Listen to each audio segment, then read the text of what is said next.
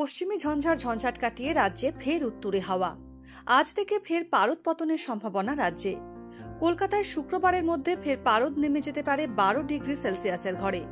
ফলে এই মরশুমের শেষে শীতের ঝাপটা বেশ ভালোভাবেই উপভোগ করতে পারবেন কলকাতার মানুষ। অন্যদিকে পর্যটকদের জন্যও রয়েছে সুখবর। দার্জিলিং এর উঁচু এলাকায় তুষারপাতের পরিস্থিতি তৈরি হয়েছে।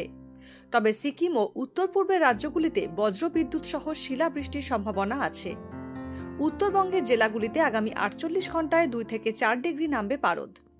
তবে পৌষ সংক্রান্তির পর থেকে এই বছরের মতো শীত বিদায়ের পালা শুরু হবে বাংলায়। মাঘে শীতের কামব্যাক করার সম্ভাবনা কম বলেই জানিয়েছে আলিপুর আবহাওয়া দপ্তর।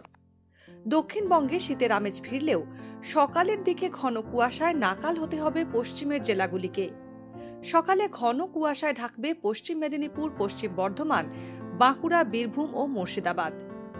আজ কলকাতার সর্বোচ্চ তাপমাত্রা 25.5 ডিগ্রি সেলসিয়াস ও সর্বনিম্ন 16 ডিগ্রি সেলসিয়াস। তবে হাওয়া অফিসের বক্তব্য, খুব শিগগিরই 3 থেকে 4 ডিগ্রি পর্যন্ত পারদ নেমে যাবে শহরে। ডাউনলোড করুন এই সময় অ্যাপ iOS ও অ্যান্ড্রয়েডের জন্য।